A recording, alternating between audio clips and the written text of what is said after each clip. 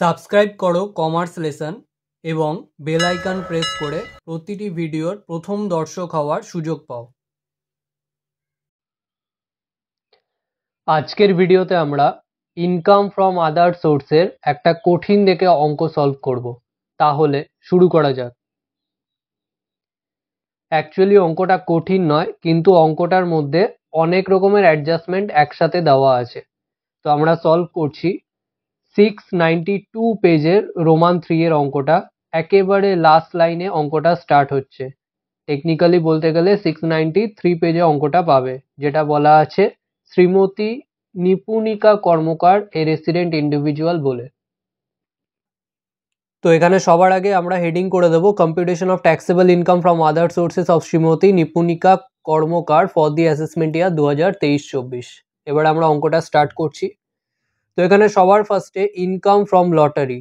তো এখানে দেখো লটারি ইনকামটা যেটা 56,000 বলা আছে সেটা নেট অফ ট্যাক্স রয়েছে।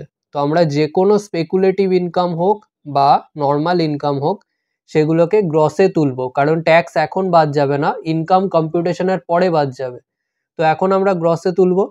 তাহলে 56,000 যেটা পাওয়া গেছে সেটা 30% ট্যাক্স লেস হওয়ার পরে, তাহলে এটা 70%-এর সমান। তাই 70% দিয়ে ডিভাইড করবো, তাহলে গ্রস অ্যামাউন্ট পাচ্ছি 80,000। একেবারে আউটার কলামে লিখে দেবো।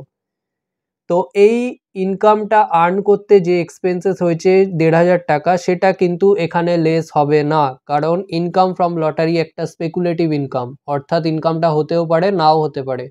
সেই ধরনের ইনকামে কোনো এক্সপেন্সেস অ্যাডজাস্ট হয় না। আচ্ছা, নেক্সট আসি ইনকাম ফ্রম হর্স রেসেস। তো এটার ক্ষেত্রেও নেট অফ ট্যাক্স বলা আছে 30% লেস করার পরে 49,000। সেম ভাবে গ্রসে নিয়ে নেবো, তাহলে গ্রস ইজ ইকুয়াল টু 49,000টা, তাহলে 70%-এর সমান ডিভাইড করে একেবারে আউটার কলামে নিচ্ছি 70,000। এবারে ইনকাম ফ্রম হর্স রেসেস, এটাও কিন্তু স্পেকুলেটিভ ইনকাম। রেস হর্সের ওপরে টাকা খাটিয়ে ইনকাম করা হচ্ছে, তো ইনকামটা হতেও পারে নাও হতে পারে। এই ধরনের ইনকামে কোনো এক্সপেন্সেস অ্যাডজাস্ট হয় না। আচ্ছা, নেক্সট সি পয়েন্টে বলেছে ইন্টারেস্ট রিসিভ ফ্রম ব্যাংক। এটা গ্রসে বলা আছে, তো গ্রসেই তুলবো। ইন্টারেস্ট রিসিভ ফ্রম ব্যাংক ব্র্যাকেটে গ্রস বলে একবারে আউটার কলামে 65,000। নেক্সট আসি interest receive from government securities, যেটা বলা ছিল নেট অফ ট্যাক্স 10%, অর্থাৎ 10% লেস করা আছে। তাহলে যে ইনকামটা রয়েছে অর্থাৎ 40,500, সেটা 90%-এর সমান। তাহলে gross is equal to 40,500 divided by 90% করে আমরা ইনার কলামে বসাবো 45,000। কারণ দেখো বলেছে commission charge by bank for collecting the aforesaid interest from securities, মানে এই ইনকামটা করার জন্য ব্যাংক একটা কমিশন চার্জ করেছে 3,800 টাকার, তাহলে সেই কমিশনটা লেস করে দেবো। এবারে এটা তো স্পেকুলেটিভ ইনকাম নয়, আমরা যদি গভর্নমেন্ট সিকিউরিটিজে ইনভেস্ট করি ইন্টারেস্টটা রিসিভ করবোই, এটা ফিক্সড। তো সেই জন্য কমিশন চার্জ বাই ব্যাংকটা লেস হচ্ছে রিলেটেড ইনকামের সাথে। তাহলে এখান থেকে 3,800 লেস করে আউটারে নিচ্ছি 41,200। নেক্সট ই পয়েন্টে বলেছে income from hiring race horses, আর দেখো নিচে বলেছে এই রিগার্ডে কি এক্সপেন্সেস হচ্ছে। তো এখানে একটা কনফিউশন হতে পারে, সেটা আমি বলে দিচ্ছি। এখানে হর্স রেসের রেসপেক্টে দু ধরনের ইনকাম হতে পারে। একটা হতে পারে যে লোকেরা যাচ্ছে, হর্স রেস যে হচ্ছে সেই রেসে টাকা লাগাচ্ছে কোনো একটা ঘোড়ার উপরে, তার এগেনস্টে ইনকাম করছে, তো সেটা স্পেকুলেটিভ ইনকাম। ইনকামটা হতেও পারে নাও হতে পারে। আর একটা হতে পারে যে হর্সের যে রেস হচ্ছে সেই রেস হর্সটা রেসের জন্য ভাড়া দেওয়ার বিজনেস কেউ করছে, মানে সে হর্সগুলোকে মেনটেন করছে, লালন পালন করছে এবং হর্স রেসের জন্য ভাড়া দিচ্ছে। তো সেই ধরনের ইনকাম যেটা, সেটা তো স্পেকুলেটিভ নয়, সে ডেলি ভাড়া দিচ্ছে, তার এগেনস্টে ডেলি পাচ্ছে, তো সেটা স্পেকুলেটিভ ইনকাম নয়। সেই ধরনের ইনকামের এগেনস্টে এক্সপেন্সেসটা কিন্তু অ্যাডজাস্ট হবে। তো সেই জন্য আমরা ইনারে লিখছি income from hiring race horse's বলে ইনারে আসছে 1,52,000।